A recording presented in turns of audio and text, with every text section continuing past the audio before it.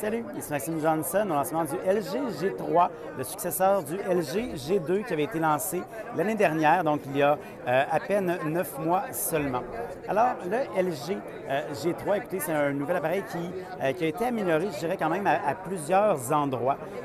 Donc, la première nouveauté, c'est vraiment son écran. Donc ça, c'est la plus grande, je dirais, la plus grande force là, du G3. C'est un écran qui est grand, donc à 5,5 pouces. Et d'ailleurs, malgré là, le très petit cadre, ça fait grossir un peu l'appareil, qui est un petit peu plus large qu'avant et un peu plus long qu'avant aussi.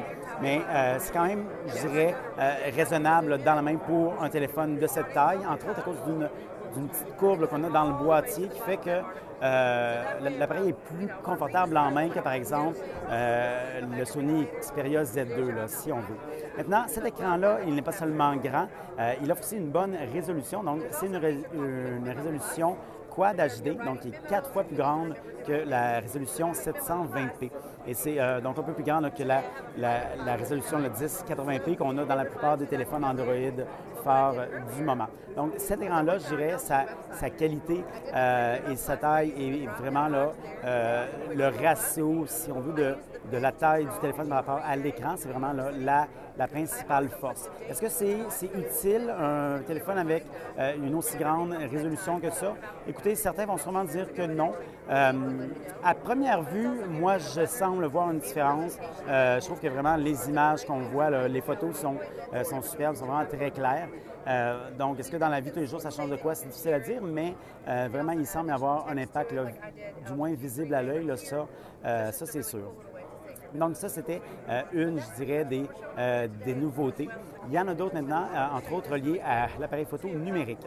Donc l'appareil est toujours de 13 mégapixels, mais il est maintenant avec une fonction de stabilisation optique. On a aussi un flash de couleurs pour avoir des couleurs le plus réalistes et une mise au point au laser. Donc ça permet de faire une mise au point très rapide. Donc on parle de 276 millisecondes. Là, présentement, ce que j'ai fait ici, ça m'a semblé un petit peu plus long, mais bon. Donc 276, c'est légèrement plus court que ce qui est annoncé là, par Samsung avec leur Galaxy S5 et HTC avec leur One M8. Je ne crois pas que c'est pour 24 millisecondes que ça va changer de quoi, mais ceci dit, ce que j'ai hâte de voir, c'est si à la noirceur, la mise au point là, va être plus efficace, ce qui devrait, là, en théorie, être le cas, surtout lorsqu'on n'utilise pas le flash par rapport à un autre appareil. Donc ça, c'est une des nouveautés qui va être intéressante. Il y en a d'autres aussi, logiciels entre autres, lorsqu'on prend un selfie, on peut prendre une photo, donc une photo et activer le déclencheur avec son pouce. Donc je ne peux pas le faire présentement parce que mes deux mains sont prises, excusez, avec son poing. Donc en gros, on va essayer. Alors je mets mon poing et je le ferme et ça devrait déclencher le déclencheur. Présentement, je ne l'ai pas. Peut-être qu'il reconnaît moins le selfie à cause de ce qu'il y a de ma caméra, mais donc ça permet de prendre plus facilement un selfie en groupe, par exemple. Je ne crois pas que c'est une très grande nouveauté, mais bon, c'est là. Alors, on a aussi d'autres nouveautés maintenant par rapport au design. Donc, le design a été, je dirais, amélioré. On a parlé des fois d'un design en métal. Ce n'est pas exactement le cas. Donc, le G3 est équipé d'un boîtier avec ce que j'appelle une peau métallique. Donc, si on veut, c'est un peu une finition, là, un papier peint de métal là, sur un boîtier de plastique. Donc, ça donne pas la qualité d'un, par exemple, HTC One M8, mais c'est quand même plus intéressant que ce que LG avait avec son G2. Donc, ça donne vraiment là une allure plus élégante et entre les mains aussi, je dirais que c'est plus agréable. Les boutons ont aussi été améliorés, donc ils sont beaucoup plus agréables à utiliser. Surtout, je dirais, là, le gros bouton au centre par rapport au petit avant qui était comme ça. Donc ça, c'est donc je dirais des petites améliorations. Une plus importante maintenant, l'appareil a une pile qui est remplaçable, donc on peut enlever le derrière, ce qui n'était pas le cas auparavant, ni avec le G1, là, ni avec le G2. Au niveau des caractéristiques, écoutez, c'est un processeur Snapdragon 801, comme on a présentement là, chez tous les téléphones haut de gamme là, de cette année. On a aussi Donc 16 ou 32 gigaoctets de capacité interne et 2 ou 3 gigaoctets de mémoire vive. Donc ça va dépendre des marchés et on ne sait pas donc ça va être quoi exactement là, encore au Canada. Alors, l'interface, comme on le voit, a été changée. Donc, l'interface a été améliorée. Elle fait, je dirais, un petit peu plus moderne que ce qui était le cas auparavant.